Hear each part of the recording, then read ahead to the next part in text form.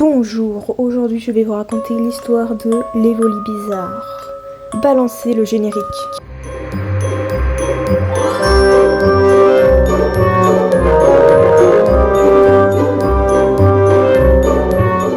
Aujourd'hui je vais vous parler de l'histoire de Léo. Donc Léo est un petit garçon au moins de 7 ans ou 6 qui va vivre un cauchemar. Donc Léo habite dans un petit village, voilà. Vous voyez le petit village un peu coin des bois et tout, il vit là-bas. Et une chose qu'il y a à retenir, c'est que Léo adore Pokémon, et c'est ce qu'on va parler.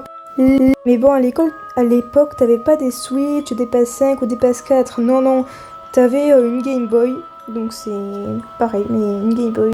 Pour ceux qui savent pas, ça ressemble à ça, une Game Boy. Hein. Et Léo, lui, il aime bien la version Evoli. Et c'est ce qu'il veut. Il demande à sa mère, mais elle veut pas. Elle dit que c'est trop cher parce qu'ils sont pauvres un peu. Mais heureusement, maman passe vers un vide-grenier et trouve le jeu en particulier qu'il veut. Donc elle lui achète. Alors déjà que moi je galère à me trouver Pokémon Écarlate, imagine lui il le trouve dans un vide-grenier. Hein. C'est super, on trouve jamais ça nous. Hein. Putain. Donc Léo il est trop content, il a son jeu qu'il voulait, voilà. Et il va jouer. Alors ça se passe comme dans le jeu, hein. Tu rencontres ton rival, tu dois le nommer parce que le professeur Shen, il sait pas comment il s'appelle et moi je l'ai appelé Red. Tu rencontres Blue, mon perso préféré, sans oublier ton petit Evoli que tu as au début du jeu.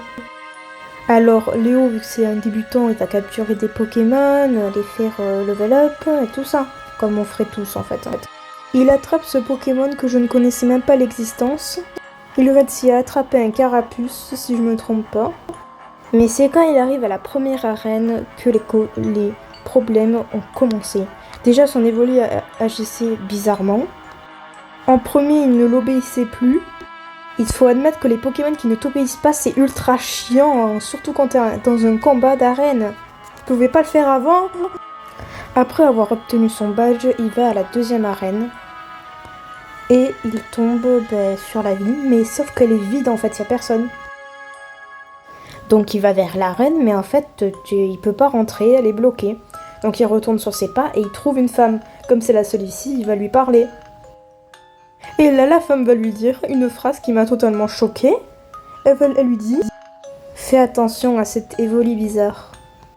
Léo est totalement sous le choc, il a même peur le pauvre, mais en même temps je le comprends, moi j'aurais réagi pareil. Du coup, il s'éloigne de la femme, vraiment le plus vite possible. En plus, la femme le fixe. Mais moi, si ça m'arrive ça, je prends la cartouche et je la brûle. Hein. Là, il n'y a pas de truc qui tient. Même si elle a payé 10 €, c'est compliqué, là. Hein.